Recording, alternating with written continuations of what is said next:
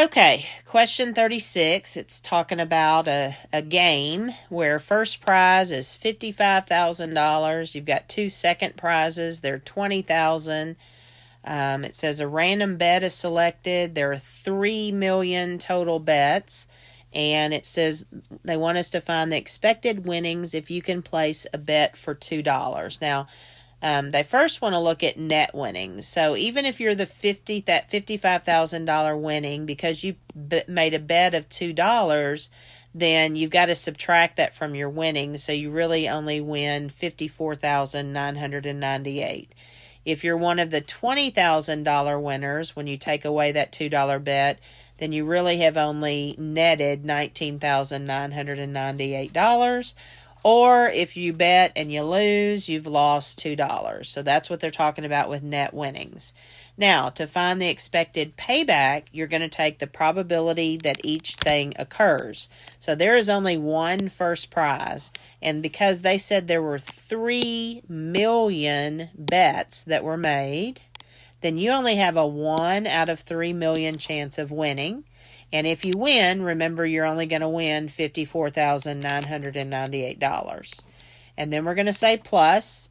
If you were to win second prize, notice they said there were 2 of those. So you have a 2 out of 3 million chance of winning. And if you win, you're going to net $19,998. And then we say plus. And then what the majority of us would be doing is losing. So if there are only 3 winners total, then that means there are 2,999,997 people who lose out of the 3 million. And what they lose is $2. So there should be a -2 there.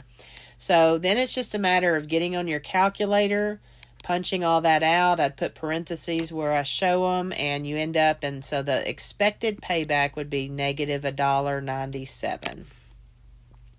Question 37, we're looking at a postal service 5-digit zip code. They want to know how many are possible if there are no restrictions. So remember, on single digits, you have digits 0 through 9. Those are 10 different digits. So I like to use blanks to first show my different choices, and then I like to put the number of outcomes in each. So I'd have 10 choices for the first slot, 10 for the second, third, fourth, and fifth. You multiply those all together, there are 100,000 different zip codes.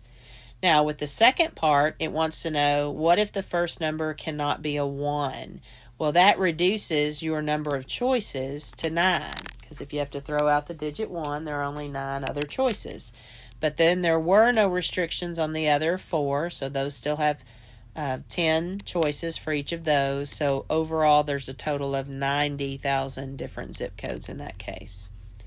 And then finally, on the last one, we're using permutations to solve. The way that you would know that without them telling you is this particular problem deals with a ranking. So anytime you have officers where someone's ranked above another, that is a permutation.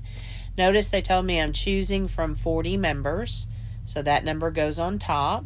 And then on bottom, I'm choosing a president, a vice president, treasurer, and secretary. So that's 4 people. So on bottom, I have a 40 minus 4. Now, you'd want to punch this out in your calculator, and so you've got to, know which particular calculator you have and where that permutation key is. And so you would enter in as a 40 NPR 4, and then you end up with 2,193,360 different ways that they could select those particular officers.